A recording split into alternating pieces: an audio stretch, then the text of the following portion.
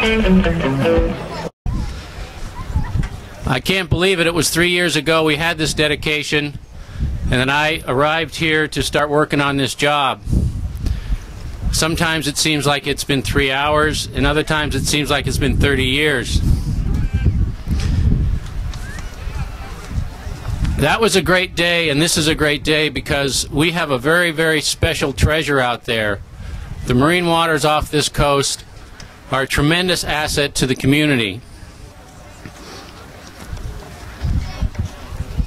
It's important to all of us, as was mentioned before, to participate in the management of this valuable treasure. It belongs to all of us. It is our sanctuary. It's not just NOAA's sanctuary. It's not just the government sanctuary, but it's all of our sanctuary. So I encourage you to get engaged and to work with us. I'm here really today to thank all of you for all the work that's gone on up to now, to encourage you to continue working. The public officials who've been supportive the entire time, the public at large, the different nonprofit groups that have all been supportive and working with us, our advisory council. We have an advisory council made up of people from the public and different working groups on research, education, and conservation. And to thank you, the community. Specifically for today's event, I want to thank very much Vicki Nichols and Save Our Shores, the Santa Cruz Harbor and Joe Townsend, and the Santa Cruz Harbor Business Association. Thank you all for coming. Enjoy the very special day we have today, and happy birthday, Monterey Sanctuary. The council was established a year and a half ago, and there are 24 individuals that sit on that council. 12 different user groups, including representatives for diving, fishing, recreation, business and industry, conservation, number of other interest groups that are actively involved in using the sanctuary. We also have 8 government agencies with coastal authority serving on the Sanctuary Advisory Council. That includes the California Coastal Commission, the Coast Guards, the Ports and Harbors, the EPA, the State Resources Agency, and so forth. So you've got a good spread, and if you have a need, if there is a problem, there's always going to be somebody that you can move through who will act as your representative and make certain that it is addressed. And I'm very, very proud of our council and the work that we have been able to do over the last year and a half to make sure that we do lay a solid and lasting foundation for the sanctuary program. The last 3 years since we have obtained this sanctuary have not been idle. It has been a very, very busy time. And those of you who are here today, many of you are part of that busyness. There is a lot to be done. And I want to just let you know that you have an excellent staff operating out of the sanctuary offices, and you've heard from our manager, Mr. Terry Jackson, Commander Jackson, and all the others that work with him, our research, education, conservation people, our water quality protection program. These people are working around the clock to make sure that our sanctuary moves off the paper and into the water and into the field and is a reality and is a protective mechanism for generations to come. Do join us. We have monthly council meetings that are open to the public. We usually meet for a full day on the 4th Friday of the month, and we try to move around up and down our beautiful coast so that we visit various communities and give the public their chance to participate with us. We have a number of advisory committees that focus on research and focus on the environment, that focus on education, and you are more than welcome to join in their monthly sessions and deliberations. And in addition, of course, in our new task force, which is to build a private foundation to raise private monies so that we can supplement the sanctuary budget and do that in a practical way and do that in a democratic way and avoid the user fees, which were supposed to have been instituted last year. And with your good help, we were able to beat back that proposal. This bay And this harbor and this sanctuary should be free and open for all to use in a myriad of ways. That's the purpose of the sanctuary program, to open up the opportunities for enjoyment and research and protection for our coastal waters, and not to charge for those. And we made that statement loud and clear to Washington. All of us working together were successful, and we now need to make sure that there are sufficient funds for the many things that we want to see happen. So we will start a private foundation. Those of you who are interested in serving on that, we will welcome you with open arms. As for the rest of you, come and see any one of us. Call us anytime, or go through Vicki Nichols and the Sanctuary Steward Program. And with your good help, with your continued enthusiasm and dedication, this Monterey Bay National Marine Sanctuary will not only remain the largest protected marine area in the world, but the most popular protected marine area in the world, and the most appreciated marine area in the world. Thank you very much. Hi, this is Becky Johnson with Community Perspectives Television, Channel 71, and we're here with Bruce McPherson. Bruce, to what degree were you involved in the designation of the Monterey Bay as a national sanctuary? Well, at the time I was the editor of the Santa Cruz Sentinel, and the big discussion there was how big or how small should this sanctuary be. There were 5 options, and I said after studying it, we should go for the biggest option, and we were the first newspaper to editorialize to that effect, and it turned out to be right, or surely I think the correct decision to make, because now we have the largest marine sanctuary in the United States. And Bruce, do you support tougher environmental standards to protect our beaches and marine habitat? Yeah, I think yes, and I think there's been some really good efforts made to make that happen, and just having the designation of the sanctuary will help us in this respect. I think right now the biggest issue is the non-point source pollution, those ingredients that you're coming into the bay from outside the shoreline itself maybe, and the Surfrider Foundation especially is doing a very good job at looking into that, and I think we need to continue that, and I think that's going to be a key ingredient to keeping our pristine sanctuary just that, pristine. Thanks a lot, Bruce. You're welcome. Hi, we're here with Congressman Sam Farr. Sam, cities and counties are having troubles funding their sewage and treatment for outflow problems. How will federal government support local communities to protect our coastal environment? Well, that's a good question. I think what we have done is put a lot of money at the state and federal level into modernizing our sewage systems so that they will be upgraded to higher quality, and then trying to move to the highest quality of all, which is reclamation. And this area has got the largest reclamation project going at the mouth of the Salinas Valley. So the model for the solution is here. The question you have is how are you going to pay for the rest of the systems to get there? And that's tough, because what's happening in Washington is that more and more emphasis is saying Washington should pay less and everybody else should pay more. So that's going to put the burden back on the local communities to find those resources through local fees or taxes or through state subventions. And with the state of California being in such financial shift and not having the money, then you get a gridlock. And I hope that we can, that's where we're going to have to push some politics through this to break that gridlock and say status quo isn't enough. It's not an excuse that we don't have the money so we can't do it. We've got to find the money.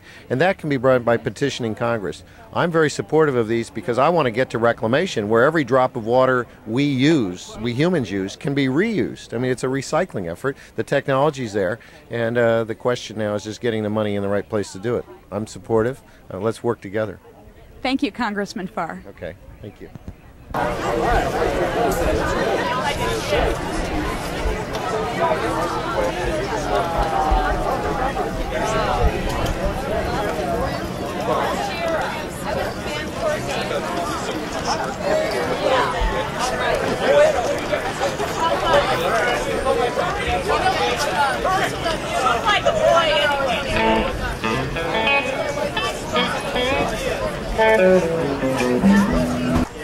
Thank you very much. I'm here because this is an anniversary, and what we're celebrating is what we, the people, this community, has brought not only to the Monterey Bay area, but to the state of California, to the nation, and to the world. This was a bottoms-up political effort. National marine sanctuaries were just an idea in federal law that could be created if a community wanted to create it. And we seized that opportunity when we were forced with the decision of whether we wanted to sell the resources out here for oil exploration or whether we wanted to design a research entity called a National Marine Sanctuary where we could indeed preserve and protect and learn about what that ocean has to offer. And we chose, as a society here, as a group of people, that we would pursue that route, and in that we would be able to design a sanctuary that would prohibit offshore oil and gas leasing. And that is why we're here to thank you, the people, for helping us who are in elective office to do that. I also want to take this anniversary because as we reflect on what we've created, not only the world's largest marine sanctuary, and there's protection zones in Australia that are larger, but as far as the federal United States program, this is the largest sanctuary in the program. It is one of the most diverse in the sense of what it has to preserve out there. History and shipwrecks, the Grand Canyon of the ocean on the Pacific coast, more flora and fauna than found anywhere else in any ocean in the world. An opportunity for our marine research centers around the bay to expand and give new job creations. Industry that will come in here, I think, in the research mode. I think biomedicine is going to reach out to the ocean to find solutions to illnesses on land for enzymes and so on that may be found from organisms in the ocean offshore. So we have recreated essentially a new frontier, as I used to call it, it's the Kennedy Space Center of the ocean. With this area, the drop-off of how we're going to access into the ocean and use the ocean to live in a sound management structure so that we can learn as the world gets bigger and more complicated how we live compatibly with the environment rather than trying to conquer the environment. And why I want to just say all this to you is this last week in Congress, the House Resources Committee, which I sit on, did an awful thing. There's a new attitude in Congress that says we only want to make money off the environment.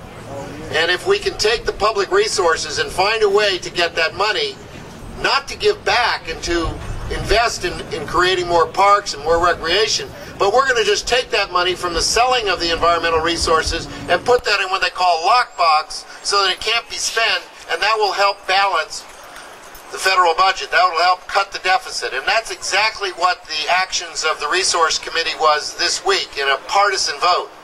And really what it did, when you're going to see this bill on the floor and it's going to be debated like mad, and unfortunately the votes are to pass it, hopefully the Senate won't take the same action. But if you look at that bill carefully, what we did in Congress this week, what the conservative leadership did, was to sell the forest.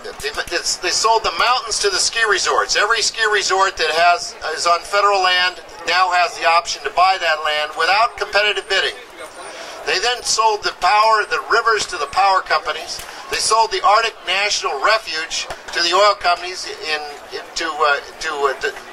develop the oil out there. And the billions of dollars that are going to be gotten from that sale can't be used for any environmental purposes.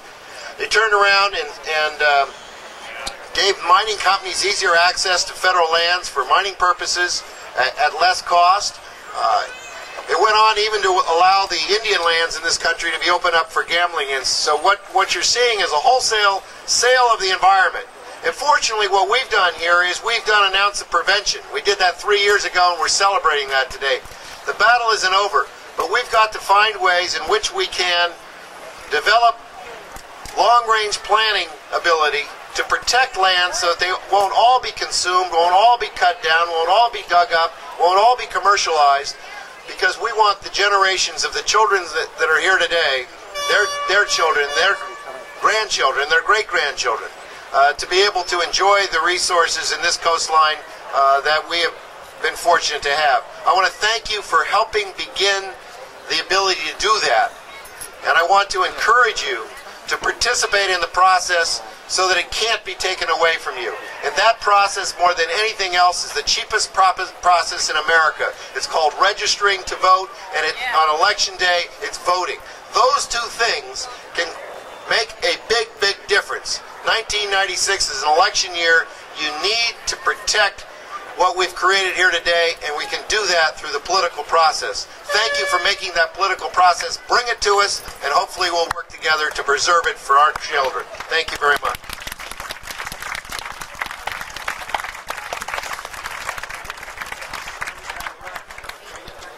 That concludes.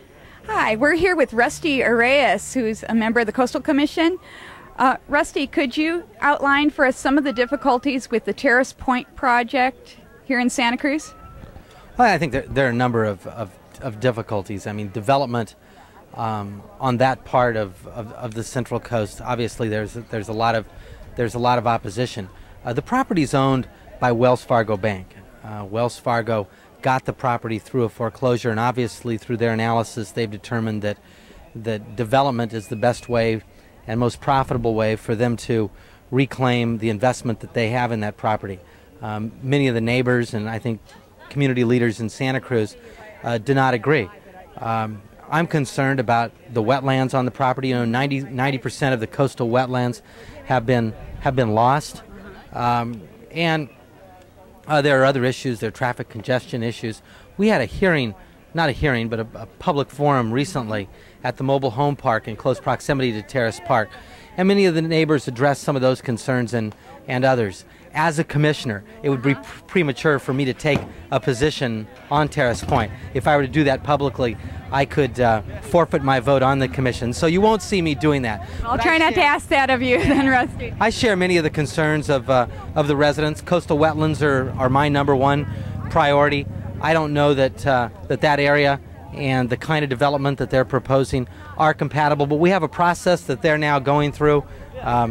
You know, here on the Central Coast, we've got one of the most beautiful coastlines in the world. It represents a $9 billion contribution to California's economy as a result of tourism.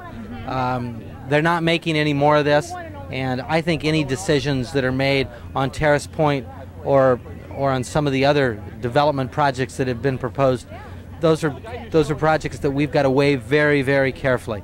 The Coastal Act does not prohibit development, obviously, but it also makes its #1 priority protecting coastal resources, and that's my #1 priority as a commissioner. Thank you so much, Rusty Arias. Good, thank you. Vicki Nichols from Save Our Shores.